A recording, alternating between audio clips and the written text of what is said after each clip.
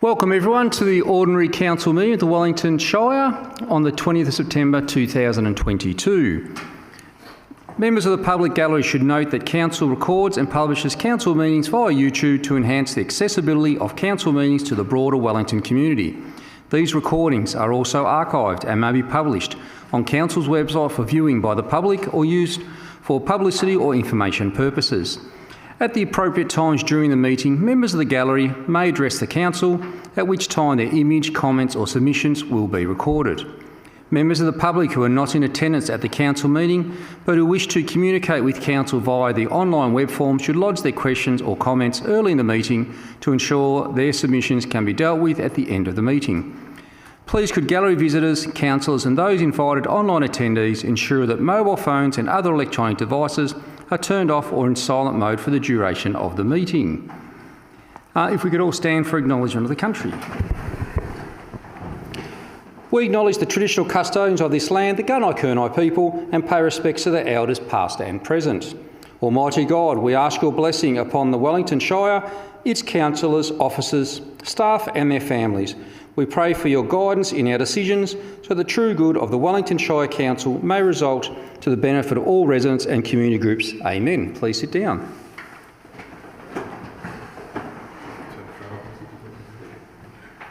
No.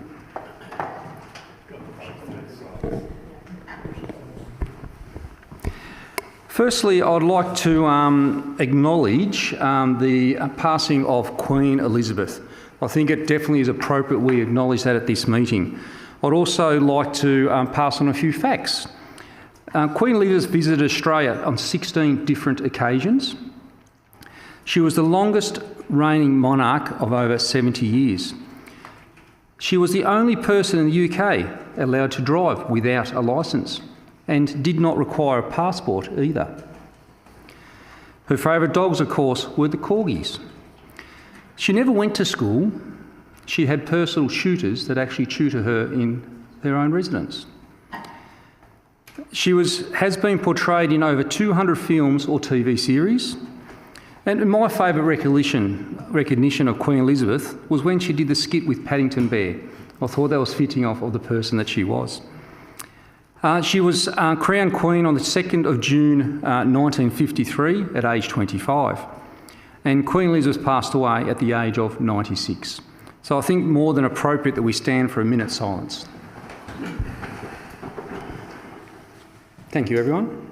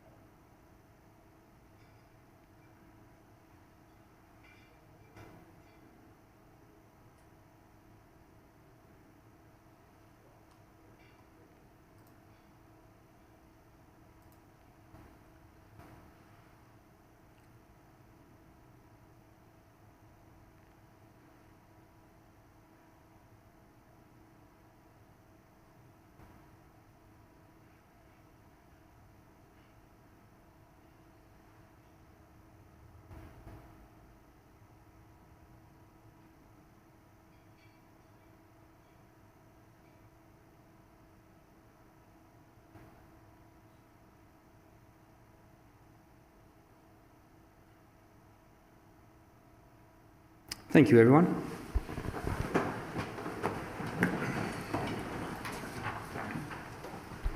We have one apology. Councillor Stevens is on approved leave. Do we have any declarations of conflicts of interest? Councillor Marr. I do, Mayor. I'd like to declare that I have a conflict of interest with regard to item 18.1, the confidential organics processing tender.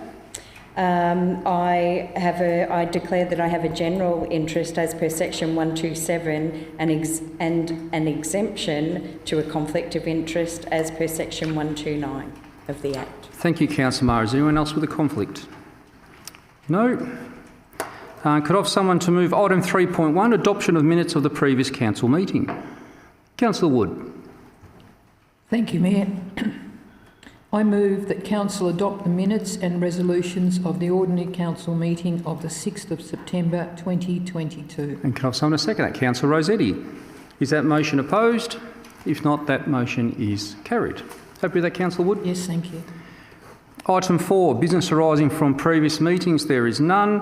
Item 5, acceptance of late or urgent items, there are none. Item 6, notice of motion, there are none. Item 7, there are no outstanding or new petitions. Item 8, invited addresses, presentations or acknowledgements. Anyone else before I go? No? I'd just like to acknowledge a couple of things. I was happy enough to and proud to open the Bill Kane collection up at our Royal Botanic Gardens. Till you read about Bill, it's an interesting chappie that was actually residing in Maffra, and he is very important to the horticultural world. He actually developed over 70 new plants, which was quite amazing. A lot of those plants could be in your own gardens, and they are all around the world. He actually was very important to horticulture with doing that. I'd like to thank Bill's family. They come from as far as Yeppoon to come down to acknowledge what Bill had achieved in his lifetime. And it is a marvellous garden that has been created. And it adds just an extra bow, I suppose, to our already fantastic gardens that we have there for people to see.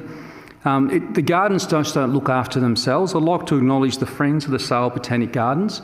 They do a marvellous job. They're all volunteers, and they work hand in hand with our great Parks and Gardens team. And it's a real credit to both of those groups to what they actually do present. And it's interesting about Bill. Bill wasn't just about developing plants that were in Australia. He had a passion with eucalypts. And what he actually did was post some writings about eucalypts. And one of the countries that actually picked up what he had actually done was Russia. Russia actually sent over some people to talk to Bill because he had done a lot of propagating of eucalypts. And you'll find that most of the gums that are in Russia are a credit to Bill Kane that was residing in Maffra. So I think that's quite a thing to acknowledge, and it's great that we actually have a garden in his recognition. The other thing I'd like to acknowledge is the John Leslie Art Prize that we just presented last week. If people don't know what that is, it's a competition that's Australia-wide. It's a competition for landscapes, landscape paintings. We had 455 entries in the John Leslie Foundation Art Prize this year, and 50 that were shortlisted are actually on display in our art gallery for people to come and look at. There's 2 awards. There's a $1,000 Best Gippsland Work Award, which went to Frank Mazarik. Thank you very much, Councillor Crosley. And great piece of work that he actually did produce. And the winner was very interesting. It's a $20,000 to the winner of this competition. So it's not a small amount, it's a lot of prestige. And the winner was Greg Wood. Greg come from 4.5 hours away to come to the night. He was an hour late and he didn't expect to, he was lucky enough and proud to be shortlisted. He didn't expect to win. He was coming down here to spend 5 days with his 4 and 8-year-old and his lovely partner, and to explore the area and just show off that Dad and husband actually got something to hang in a competition for the final. And he actually won. It was quite amazing. He was very humble. He came in his jeans and his flannelette shirt and did not expect to go any good. So it was fantastic to see someone that did win, but I take my hat off to the judges on how they actually judge a competition. There were so many fantastic entries, so well done to everyone that did do that. And again, thank you for the John Leslie Foundation, another thing that John has left up for the future. So that was quite good. Questions on notice, we have none. Item 10.1, Mayor and Councillors Report, August 2022. Can we someone move that, please? Councillor Tatterson. Thank you, Mayor. I move that the Mayor and Councillors' report be noted. And can I summon a second that, please? Councillor Crosley. Is that motion opposed? If not, that motion is carried. Happy with that, Councillor Tatterson? Just to note, there are the Mayor has attended a number of events, and so have all our councillors. So they continue, both the Mayor and councillors are continuing to work hard within the community. So well done and keep up the good work. Thank you, Councillor Tatterson. Item 11.1, the Youth Council Mayor's Report. Before we move that, I might get Nicola to come up and read out her report if we could. Thank you very much. Thank you, Council, and good evening. Thank you for having me. Thank you for taking the time to hear about the recent updates from Youth Council following the success of the Sail Skate competition, which was held at the skate park right down there, the all ages tour and various workshops that we had last term. Youth Council has jumped right into the planning portion of the year. This is usually our toughest time of the year, and while we will miss the few that have respectfully resigned, we have endured and persisted. This term, we have supported other organisations in their events and openings as well as our own. Last month, we held the annual Wellington Youth Art Prize, an event that many of us were proud to see brought to life with the collaboration of the Gippsland Art Gallery. 53 entries were received, and the opening celebration was a wonderful event that we were lucky enough to have such a great turnout, filling the foyer upstairs of the library. I encourage all of you, if you haven't already, to go and have a look and check it out. It's just behind those double doors behind us in the foyer. Youth councillors also attended the Hay Project Rainbow Ball last month in support of our friends in the East Gippsland Shire. Since first meeting the East Gippsland Youth Ambassadors in December on our leadership camp, we have also attended a Yakvik Reshape Our Future forum. Alongside the group, we find that the relationships between Youth Council and the Youth Ambassadors are a vital connection, and we hope to continue working with them in the future. Another vital relationship that we have formed is one with none other than Wurruk. That is the education centre next to the community seed garden in Sale. I attended the first school workshop that was held there, which was a screening of the film Regenerating Australia. It was lovely to see so many young people share their ideas, their questions and their hope for the future of sustainability in the Wellington Shire. Youth Council hopes to plan future events, meetings or workshops at Wurruk, as the atmosphere perfectly captures the heart of one of our main pillars this year, which is environment. Communicating ideas and opportunities, as well as sharing celebrations with our peers, we have found to be difficult.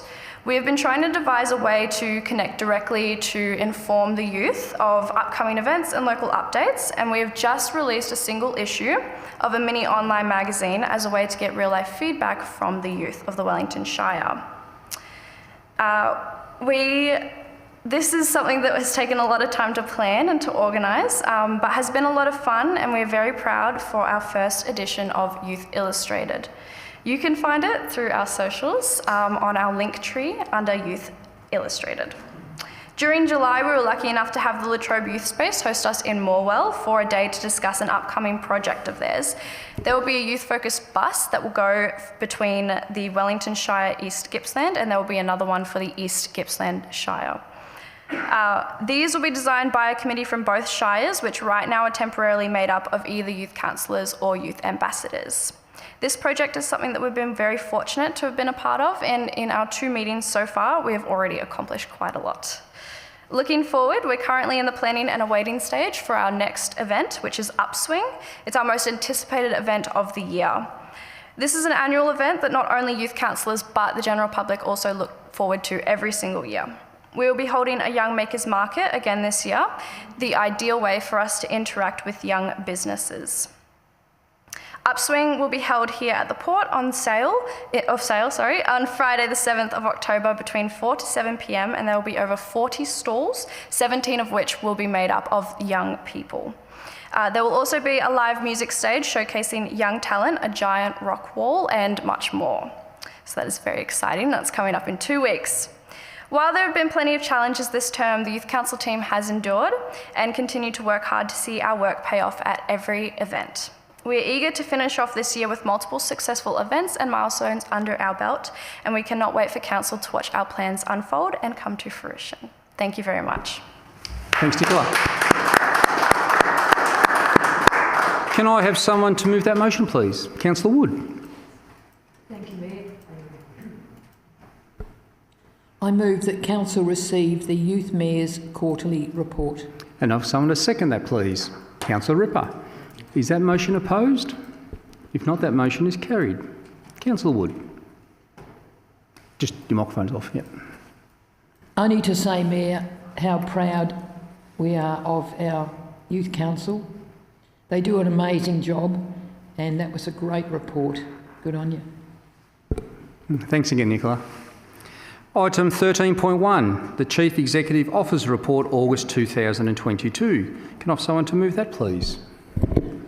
Thank you, Councillor Mayor. Ripper. I'd like to move that the Chief Executive Officer's report be received. And can I have someone to second that, please? Councillor Wood. Is that motion opposed? If not, that motion is carried. Councillor Ripper. Another busy month of August for the CEO has got around to a lot of areas and talking to a lot of areas. Just to pick out a few, he met with Darren Chester MP to discuss the Wedge and Aqua Energy redevelopments. Day 1 and Day 2, 11th, 12th of August, the Gippsland Renewable Energy Conference. In 18th of August, met with meet and greet with GM Clem Gillings and Kate Graham, CEO Gippsland Women's Health. 22 August, attended Sale Ladies Probus Club meeting as their guest speaker. Attended Gender Equality Committee meeting on the 25th of August. And on the 26th, coffee catch-up with Acting VicPol Inspector Mel McClellan in Sale. So they're just a few, and how diverse, but the CEO gets around, so he's a wealth of knowledge of what's going on within the Wellington Shire. Thank you, CEO. Thank you. And I'll just add, Mayor, if I can, it's no longer acting Mel McClellan. She has been appointed to the position, so it's terrific news. I will correct that. I thought that was so. And She was acting when I met her. oh, Roger. So congratulations, Inspector Mel McClellan of Sale. Thank you, Councillor Ripper, and thanks for that correction, Mr CEO. Item 14.1, Assembly of Councillors. Can I have someone to move that, please? Councillor Marr. I move that Council note and receive the attached Assembly of Councillor records for the period 29th of August 2022 to the 11th of September 2022. Seconded by Councillor Mackenzie. Is that motion opposed? If not, that motion is carried. Councillor Marr. nothing to add. Thank you. Item 14.2, Audit and Risk Committee minutes. Can I have someone to move that, please? Councillor Mackenzie. Could you please turn your microphone on? I move the Council receive and note the minutes in brief of the Audit and Risk Committee, 22nd of August 2022, as attached, and the confidential attachment Audit and Risk Committee minutes of the 22nd of August 2022. And 2, the information contained in the confidential document Audit and Risk Committee minutes of the 22nd of August 2022 of this Council meeting agenda and designated confidential under Section 3(1) Confidential Information of the Local Government Act 2020 by the Chief Executive Officer on the 29th of August 2022 because it relates to the following grounds: E, legal privileged information, and I, information that was confidential information for the purposes of Section 77 of the Local Government Act 1989. Be designated confidential information under Section 3(1) Confidential Information of the Local Government Act 2020. Thank you, Mayor. And seconded by Councillor Crosley. Is that motion opposed? If not, that motion is carried. Councillor Mackenzie. Nothing more. Thank you, Mayor. Item 14.3, approval of updated S6 instrument of delegation to members of council staff. Can I have someone to move that, please? Councillor Marr. I move that Council adopt the attached updated Section 6 Instrument of Delegation, 2, revoke the previous Section 6 Instrument of Delegation made, and 3, authorise the Chief Executive Officer to sign and seal the attached Section 6 Instrument of Delegation. And seconded by Councillor Rossetti. Is that motion opposed? If not, that motion is carried. Councillor Marr. Just quickly, there have been some amendments made to the legislation which requires the instrument to be amended and updated. The summary is included there, which is quite extensive, and the changes can be read with the attachment. Thank you, Councillor Marr. Item 15.1, monthly planning decisions, July 2022. If I get someone to move that, please. That is me. Councillor as well. Marr. Thank you. I move that Council note the report on recent planning permit trends and planning application determinations between the 1st of July and 31st of July 2022. And seconded by Councillor Rossetti. Is that motion opposed? If not, that motion is carried. Councillor Marr. Oh, thank you, Mayor. There's been 76 decisions for the month of July. Active files have been in record numbers thus far, as we can look at the trend report. As a result, decisions issued within 60 days have been a greater challenge. However, our planners are still holding their weight and above the rural regional averages. So with the challenges that they have faced over the more recent months, we certainly say well done to them all. There's also been, if you're looking through the proposals that have been forwarded, there's many 2 or 3 subdivisions of land, which certainly reflects the demand for residential lots within our shire. And I think that we just need to acknowledge and thank those that are willing to do this, and because it's certainly helping make a difference at the moment. Thank you, Councillor Marr. Item 15.2, Offshore Wind Declaration. Can I have someone to move that, please? Councillor Crosley.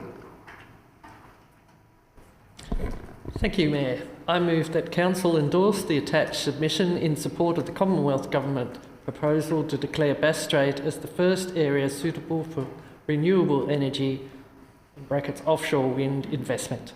And can I have someone to second that, please? Councillor Marr. Is that motion opposed? If not, the motion is carried. Councillor Crosley. Thank you, Mayor, and thank you, Councillors.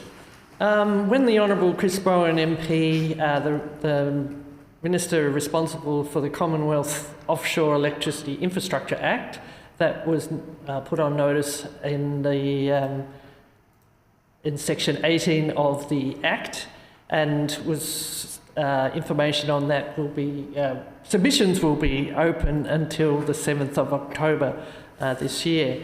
It's an incredibly important statement. As it said, it's the first in the nation, and this will drive the biggest infrastructure and energy transmission in a generation, if not more, and will impact all aspects of our lives into the future.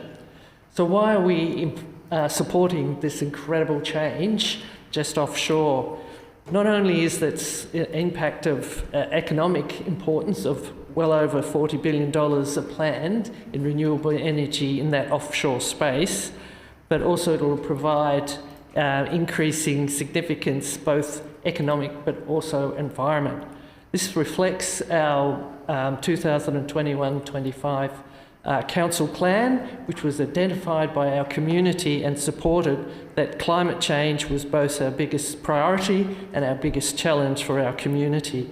So we have advocated for this very announcement with other members of and other local governments and businesses throughout Gippsland. So it's very rewarding to see that this advocacy has come to fruition for this very important development. The Council has also been very proactive in supporting these renewable energy developments, and certainly the renewable energy forums that were started last year, I believe, and the culmination of a highly successful new renewable energy conference last month, where there was a live cross to the Honourable Chris Bowen MP, where he underlined the importance of the development in this offshore space, but also the importance that the Wellington Shire and Gippsland had in embracing these new developments. We also want to make sure that there's the best outcome for our community. As we say, this is going to be a significant change, and that's why we've made this present submission to that area. And also we want to make sure that it's not only just going to be wind turbines offshore, that there is going to be infrastructure onshore that's going to connect that power through to the grid. So we've got to make sure that those impacts, although very needed, are going to be the best outcome for our communities. So we really want to make sure there's local acceptance, local opportunities, and that the community has a say in this process and gets very local outcomes. I also suggest that Other people that are interested in this space, you've really got till the 7th of October, all submissions. An online submission process is there. And there's a really amazing map that shows you all the outlines of what are proposed. As I say, these are proposals. This is part of the submissions, are part of the process to get the legislation that forms around that enables those proposals. They're only just that, ideas and crosses on the map, but the government needs to form the legislation that controls that so we get the best outcomes into the future. So a very important document, and I'd encourage others to go onto the website, have their say, look to see what's proposed, what's happening, but really engage, because this is an amazing opportunity for our community, for our future, for jobs, and for, most importantly, a big change for the environment. Thank you. Well said, Councillor Crossley. Item 15.3, Port Albert Caravan and Camping Park Feasibility Study. Can I ask someone to move that, please? Councillor Mackenzie. Thank you, Mayor. I wish to move that Council note the attached Port Albert Caravan and Camping Park Feasibility Study, along with its assessment of potential sites and key findings, and the study be made available to relevant caravan camping ground operators and developers, along with larger destination holiday park operators and investors, noting that Council will have no financial involvement with any proposal and not have a commitment of management role for these potential sites on Crown land. And seconded by Councillor Marr. Is that motion opposed? If not, that motion is carried. Councillor Mackenzie. Thank you, Mayor. In my early part of 2021, I received a letter from a resident of Port Albert that outlined in 2002, where Council at that time noted that there would be a removal of a caravan park site on what is now Rudder Park, but on the basis that there would be another caravan park developed first. However, this didn't happen. And over those times, 20 years on, naturally, the community sort of were disappointed and angry with Council over that. And I also thank my colleague Councillor Marr for also finding another letter that was written by Council at that time, also expressing the same. So based on those two letters, I approached Council and got full support from councillors, and I thank them for that, to put together a Port Albert feasibility study to see whether there was options to have a caravan park once again in Port Albert. Together with Councillor Marr, myself and Stevens, and the General Manager of Development, Brent McAllister, we put together a plan. We involved an outside consultant that specialises in caravan park facilities, and we looked at Dwop land, council land, which was the old the old cricket ground, and also the old racecourse. Unfortunately, they weren't available to us due to constraints and requirements for us to become the Committee of Management, which we were not going to do. We also looked at private land, which is still available, and we also spoke to the Seabank Caravan Park owner, which we can honestly say now he's certainly invigorated with plans on how to develop his site, which is fantastic, should have come about. We then received various reports from May 2022 in various revisions, and finally in August of this year, we had a pop-up in Port Albert where a number of people came along and looked at the proposals, and which was also very well accepted by the local residents of Port Albert. The good thing about this is that we have now, I believe, as a council, been able to resolve the caravan park position within Port Albert, and this paper now can go to developers and private enterprise to look at options to develop within Port Albert. Again, I thank my fellow councillors for their support of this. I feel it has now hopefully put the whole matter to bed finally within Port Albert, and again thank the General Manager for Development for also supporting this at the same time. Thank you, Mayor. Thank you, Councillor Mackenzie. Item 16.1, Place Names Committee. Can I have someone to move that, please? Yes, thank you, Mayor. Councillor I Rossetti. move that one, Council receive and note the minutes of the Place Names Committee meeting held on 9th of August 2022, and two, the sale over the netball facility sale Oval retain their current names, being Sale Oval and the KG Hogan Netball Facility respectively. And 3, the name Hoss Place be approved for Stage 3 of the Daly Park subdivision in Maffra. And can I have someone to second that, please? Councillor Marr. Is that motion opposed? If not, that motion is carried. Councillor Rossetti. Thank you, Mayor. I wanted to pick up on item 3.5 in our minutes. There's been some substantial changes in state government naming rules for places in Victoria, including the fact that we can actually use first and middle names where a duplicate name exists, and that's really to allow for many things, but especially for recognition of female names. It's often been an issue where the name has already been used and we can't recognise significant females who have been significant right through the ages but have never been recognised. Also, the rules have changed a little bit along the lines of how we've changed our internal rules for naming council facilities. The ability to actually say you can't name something after a person who's died for a couple of years, which just means that people can reflect a little bit on that. So we were thinking of Queen Elizabeth Place, but we might have to wait for a couple of years for that. And that an individual who's associated with an area for 25 years rather than 50 can be recognised, which again recognises other people who may indeed have made great contributions but haven't necessarily lived their whole life in the area. So thank you to the Council for supporting the Hard Working Place Names Committee minutes exceptions. Thank you, Councillor Rossetti. Item 16.2, unused road licence, road off Eremin Court in Wurruk. Someone to move that. Councillor Rossetti. Thank you, Mayor. I move the Council, pursuant to Section 400 of the Land Act 1958, give notice that Government Road south of Crown Allotment 1A in the parish of Wurruk is not required for public traffic and is therefore an unused road.